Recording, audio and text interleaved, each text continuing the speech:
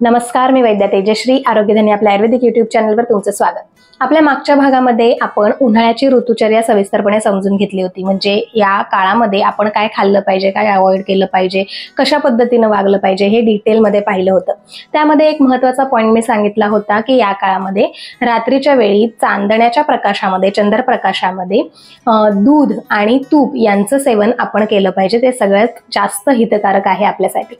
तर या संदर्भामध्ये तुम्हाला जर आठवत असेल तर आपण कोजागिरीचं महत्त्व देखील पाहिलं होतं की कोजागिरीमध्ये देखील आपण सेम प्रोसेस करतो की रात्री चांदण्यामध्ये शीतल प्रकाशामध्ये थंड हवेमध्ये आपण दुधाचं सेवन करतो।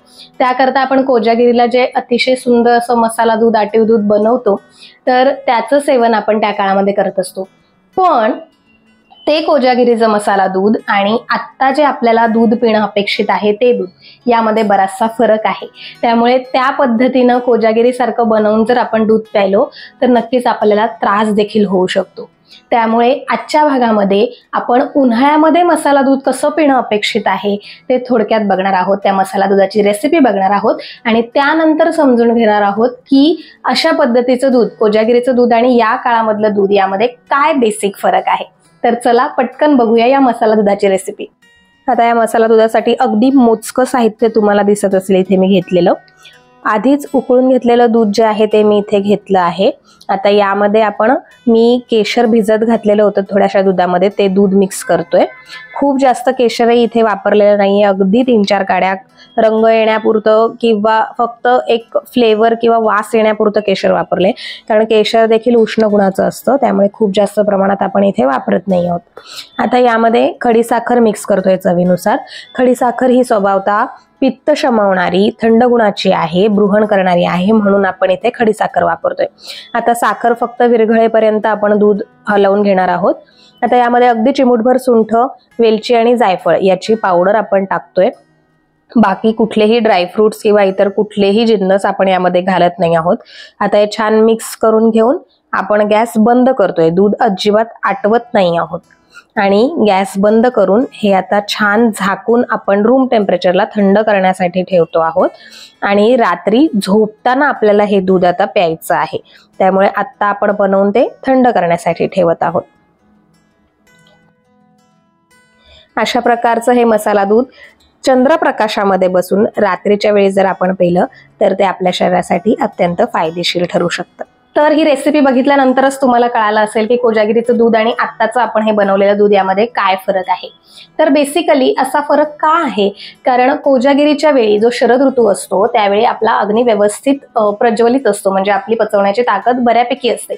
पण आत्ताचा जो हा उन्हाळ्याचा ऋतू आहे, ग्रीष्म ऋतू आहे, त्यामध्ये आपल्या शरीराची ताकद, आपल्या पचवण्याची ताकद, धातूंची ताकद अतिशय कमी झालेली असते। त्यामुळे या काळामध्ये जसं आपण मागच्या भागातही सविस्तर समजून घेतलंय की आपला जो आहार आहे तो दूध जरी असलं तरी हे ते द्रवबहुल असावं, म्हणजे जास्त लिक्विड असावं, त्याच्यामध्ये ते पचायला हलकं असावं, थंड गुणाचं असावं।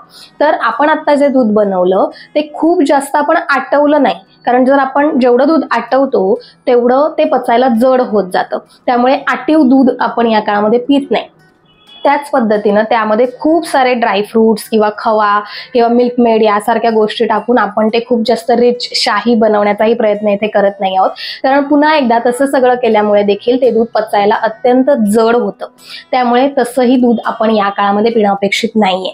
त्याचसोबत हे जे दूध आहे ते जसं आपण कोजागिरीच्या वेळी अगदी 2-2, 3-3 वाट्या एका वेळी रिचवतो त्या पद्धतीनं ते खायचं नाहीये, प्यायचं नाहीये। तर अगदी अर्धा ग्लास, तुम्ही जसं बघितलं असेल, अगदी अर्धा ग्लास ते 1 कप या मात्रेमध्ये रात्री झोपताना आपण ते दूध घेतोय।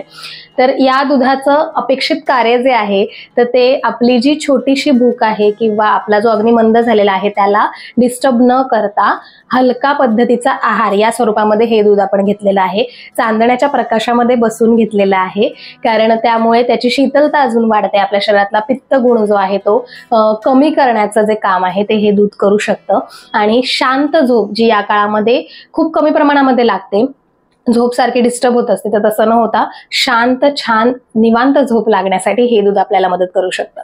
त्यामुळे कोजागिरीचं दूध आणि आत्ताचं दूध याचं तुम्हाला जो संदर्भ आहे त्यामधला फरक जो आहे ते आजच्या भागामध्ये समजून देणं, तो क्लिअर करणं हा आजच्या भागाचा मुख्य उद्देश होता. आय होप तुम्हाला ते समजलं असेल. भेटूया पुढच्या व्हिडिओमध्ये एका समर स्पेशल वेगळ्या रेसिपी सोबत. तोपर्यंत निरोगी राहा, आयुर्वेद अंगीकारा. नमस्कार.